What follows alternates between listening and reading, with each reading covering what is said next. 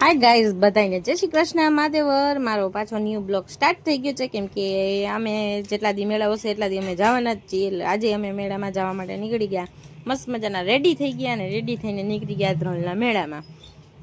મારા ઘરથી તો બહુ આઘો છે નહીં મેળો, એટલે અમે જો સરસ મજાના રેડી થઈને નીકળી ગયા છીએ મેળા માટે.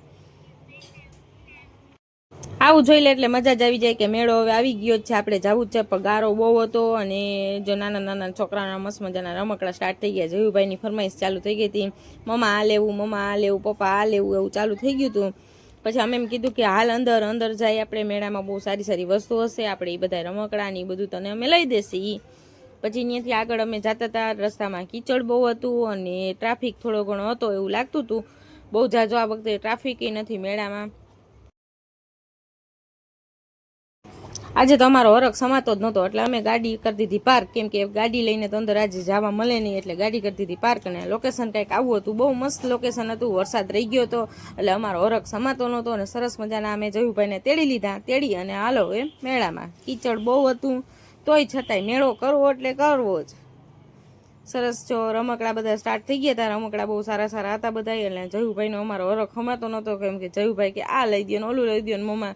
એટલે જયુભાઈ માટે બે ત્રણ અમે રમકડા જોયા, રમકડા જોઈ અને અમે લેવા જતા હતા. અને સરસ બધી ખાણીપીણીની વસ્તુ બહુ સારી હતી. આ વખતે બહુ તાજી વસ્તુ છે, પણ અમારે શ્રાવણ મહિનો છે એટલે અમારે કંઈ ખબર નહીં. પછી અમે ગયા જયુભાઈને રાઈડમાં બેસું તો, એટલે જયુભાઈ માટે અમે ઠારમાં એને બેસાડ્યો, કેમ કે એને ઠાર તો બહુ ગમે. એટલે ઠારમાં બેસી ગયો ને હવે સરસ ઈ ચકેડીનો લાભ લે, કેમ કે મોટાની ચકેડી ચાલુ થઈ જ નથી, મોટાની એકેય રાઈડ ચાલુ નથી થઈ. રસ્તામાં મળી ગઈ મારી ફ્રેન્ડને ફોન કર્યો તો એ મળી ગઈ, અને પછી એના ફોટા શૂટ કર્યા, અમે પાડ્યા, અમારા ફોટા એને સરસ અમને પાડી દીધા. અને ફાઇનલી અમે એની પાસે બેઠા, 2 કલાક જેવું બેસી અને હવે નીકળ્યા અમે પાછા બધા સાથે મેળામાં ગયા. ને જઈને વચ્ચે અમારે 2-3 ફોટા પાડી લીધા. અને આ ચકડોળ ખાલી ખોટો બંધ જોયો, અમે જીવ બાયરો.